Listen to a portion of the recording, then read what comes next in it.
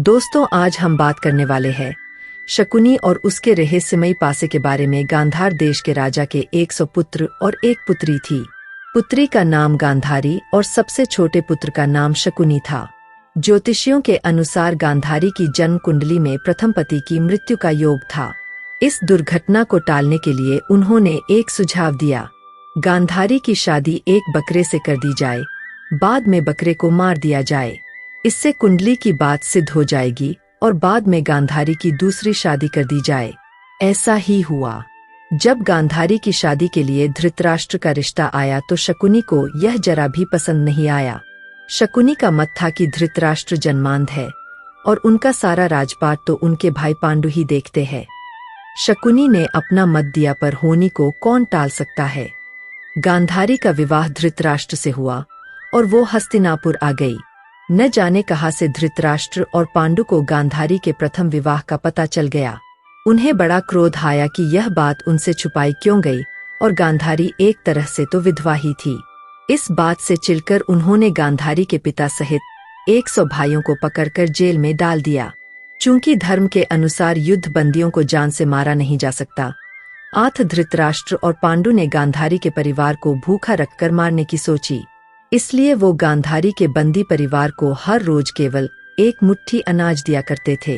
गांधारी के भाई पिता समझ गए कि यह उन्हें तिल तिल कर मारने की योजना है। उन्होंने निर्णय लिया कि एक मुट्ठी अनाज से तो किसी का सबका जीवन क्या बचेगा, क्यों न यह एक मुट्ठी अनाज सबसे छोटे लड़के शकुनी को खिला दिया जाए, कम से कम एक की तो जान बचेगी। शकुनी के पिता ने मरने से पहले उससे कहा कि मेरे मरने के बाद मेरी हड्डियों से पासा बनाना, ये पांसे हमेशा तुम्हारी आज्ञा मानेंगे, तुमको जुए में कोई हरा नहीं सकेगा। शकुनी ने अपने आँखों के सामने अपने भाइयों पिता को मरते देखा था। शकुनी के मन में धृतराष्ट्र के प्रति गहरी बदले की भावना थी। बोलने और व्यवहार में चतुर शकुनी अपनी चालाकी से बाद में जेल से छूट गया और दुर्योधन का प्रिय मामा बन गया। आगे चलकर इन्हीं पांसों का प्रयोग करके शकुनी ने अपने 100 भाइयों की मौत का बदला दुर्योधन और उसके 100 भाइयों के विनाश की वृहत योजना बनाकर लिया। शकुनी की इस कहानी का वर्णन वेद व्यास कृत महाभारत में नहीं है। यह कहानी बहुत से लोक कथाओं, जनश्रुतियों में आती है। प्रसिद्ध लेखकों ने अपनी पुस्तक में भी इसका वर्णन किया है। बहुत से विद्वानों का मत है कि शकुनी के पासे हाथी दांत के बने हुए थे, लेकिन शकुनी मायाजाल और सम्मोहन में महारथी था। जब पांसे फेंके जाते थे तो कई बार उनके निर्णय पांडवों के पक्ष में होते थे, लेकिन शकुनी की भ्रम विद्या से उन्हें लगता कि वो हार गए हैं। महाभारत के शकुनी के पासे में कोई अलौकिक बात नहीं थी।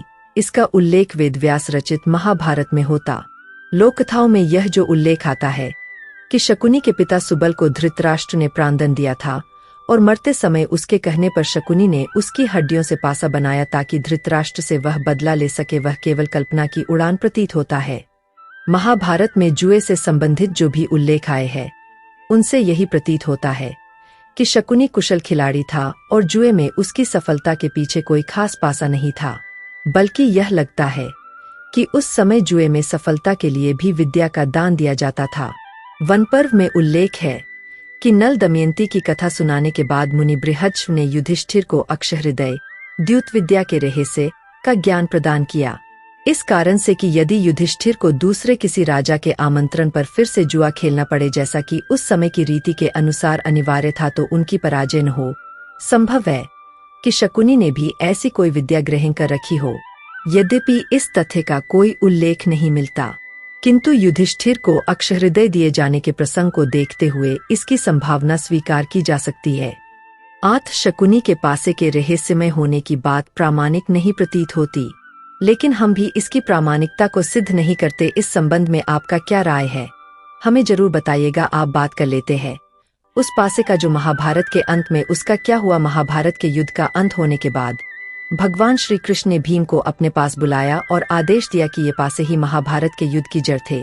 तुम इन पासों को ले जाकर कहीं दूर जमीन में गाड़ दो ताकि इन पासों का अंत हो सके और आने वाले समय में कोई दूसरा युद्ध इस वजह से ना हो। इतने में ही अर्जुन वहां से गुजर रहे थे और भीम आधी बात ही सुनी थी और बोले कि मैं इन पासों को फेंक देता हूँ, और पासों को ले जाकर दूर नदी में फेंक दिया और आकर कृष्ण जी को बोला कि उनको बहा दिया है। यह सुनकर कृष्ण जी ने बोला कि तुमने तो अनर्थ कर दिया है। क्योंकि अब यह पासे किसी और मनुष्य के हाथ लगेंगे और वो बर्बाद हो जाएगा। और अंततः यही हुआ कि यह कलयुग में मनुष्य के हाथों में लगा और उन्होंने आगे चलकर उसके जैसे और पासे बनाए और घर बर्बाद होते गए।